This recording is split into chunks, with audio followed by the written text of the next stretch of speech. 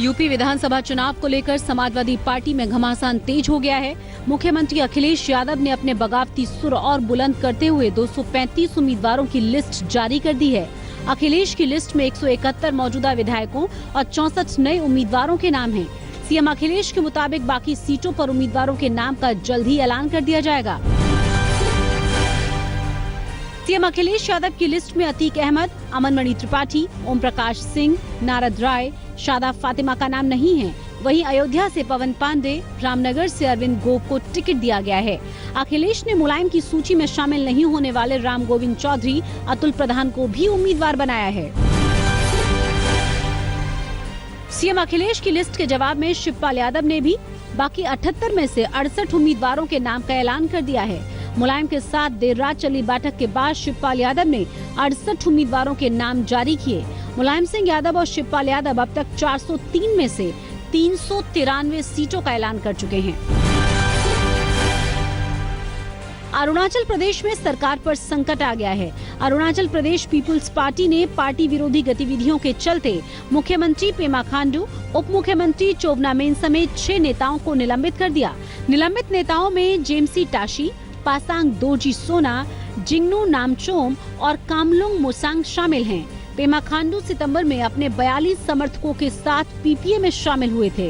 PPA के इस कदम के बाद से पेमा खांडू अब पीपीए विधायक दल के नेता नहीं रहे हैं।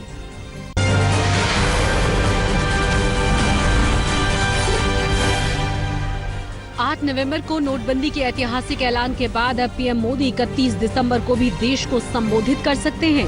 प्रधानमंत्री नए साल के ठीक पहले काले धन के खिलाफ अपनी अगली रणनीति पर बड़ा ऐलान कर सकते हैं। पीएम मोदी पहले ही बेनामी संपत्ति पर सख्त कार्रवाई के संकेत दे चुके हैं। पीएम के संबोधन में किसानों और गरीबों के लिए राहत पैकेज का भी ऐलान हो सकता है।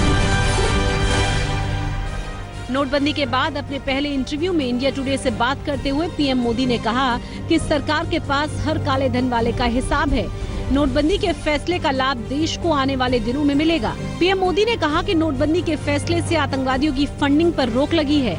नोटबंदी के फैसले की आलोचना को दरकिनार करते हुए पीएम मोदी ने कहा कि नोटबंदी के फैसले का चुनावी फायदे से कोई संबंध नहीं। नोटबंदी के 50 दिन बाद वित्त मंत्री ने नोटबंदी के फायदे गिनाए। जेटली ने कहा कि नोटबंदी के बाद इनकम टैक्स कलेक्शन में 14% से ज्यादा का इजाफा हुआ और अप्रत्यक्ष कर से भी सरकार की कमाई बढ़ी है। वित्त मंत्री अरुण जेटली ने देश को भरोसा दिया है कि जनता को कैश को लेकर घबराने की जरूरत नहीं है। डिजिटल भुगतान को बढ़ावा देने के लिए चलाई गई सरकार की डिजिधन व्यापार और लकी ग्राहक योजना का आज दिल्ली में पहला ड्रॉ निकाला जाएगा। प्रधानमंत्री मोदी नीति आयोग के कार्यक्रम में ड्रॉ का ऐलान करेंगे कि ग्राहक योजना की विजेताओं का चयन रोजाना और डिजिधन व्यापार योजना में हर हफ्ते विजेताओं की घोषणा की जाएगी। ये योजनाएं 14 अप्रैल 2017 तक जारी रहेंगी।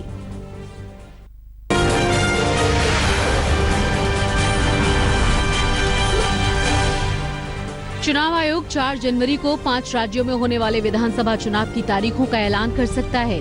पहले चरण में उत्तराखंड और पंजाब में चुनाव कराए जा सकते हैं।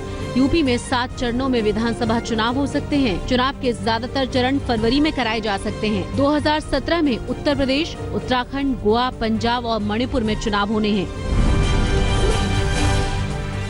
70 करोड़ की पुरानी करेंसी अवैध तरीके से बदलने के आरोपी दिल्ली के वकील रोहित टंडन को साकेत कोर्ट ने 2 जनवरी तक ईडी हिरासत में भेज दिया है। साकेत कोर्ट ने रोहित टंडन की गिरफ्तारी की टाइमिंग पर सवाल उठाते हुए पूछा कि कोर्ट की छुट्टी के वक्त रोहित टंडन को क्यों गिरफ्तार किया गया। नोटबंदी के बाद भी शिरडी के साईं बाबा के मंदिर में चढ़ावे में कमी नहीं आई। साईं बाबा के मंदिर में 31 करोड़ 73 लाख का दान जमा हुआ है। दान में 4.5 करोड़ रुपए पुराने नोट भी आए हैं।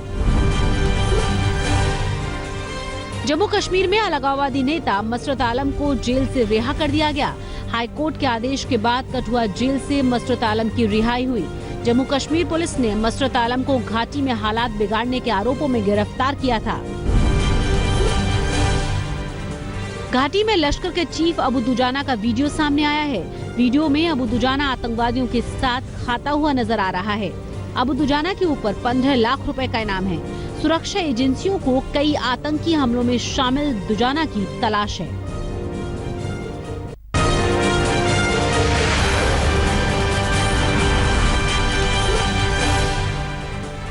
पारसमल लोढ़ा के खिलाफ आयकर विभाग की छापेमारी हर दिन जारी है। कोलकाता के कई इलाकों में पारसमल लोढ़ा की संपत्ति सीज कर दी गई है। पारसमल लोढ़ा के 3 बैंक लॉकर्स में करोड़ों के जेवर मिले हैं, जबकि 2 बैंक लॉकर्स की पहचान अभी बाकी है। नोटबंदी से नक्सलियों को भी भारी नुकसान उठाना पड़ रहा है। पुलिस ने 8 नवंबर के बाद बस्तर जोन से 1 करोड़ से ज्यादा रुपए बरामद किए हैं। पुलिस ने ये रुपए कोंडागांव, दंतेवाड़ा और सुकमा जिले से बरामद किए। दिल्ली के दरियागंज इलाके में जैन कोऑपरेटिव बैंक में आयकर विभाग ने छापेमारी की।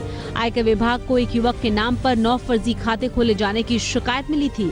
आरोप है कि बैंक में विनय नाम के युवक ने 9 फर्जी खाते खोले और लाखों की हेराफेरी की गई। आयकर विभाग की टीम पूरे मामले की जांच में जुटी है। मौसम विभाग ने यूपी, दिल्ली और हरियाणा में अगले 2 दिन तक घने कोहरे की चेतावनी दी है। यूपी में घने कोहरे के चलते 0 विजिबिलिटी रिकॉर्ड की जा सकती है। मौसम विभाग के मुताबिक उत्तर भारत में हवा रुकने पर कोहरा काफी घना हो जाएगा। यूपी के गाजियाबाद में बढ़ती सर्दी के चलते स्कूलों को 5 दिन के लिए बंद कर दिया गया है। प्रशासन ने ठंड बढ़ने की वजह से गाजियाबाद में कक्षा 1 से 8 तक के सभी स्कूलों को 30 दिसंबर से 3 जनवरी तक बंद करने के आदेश दिए हैं।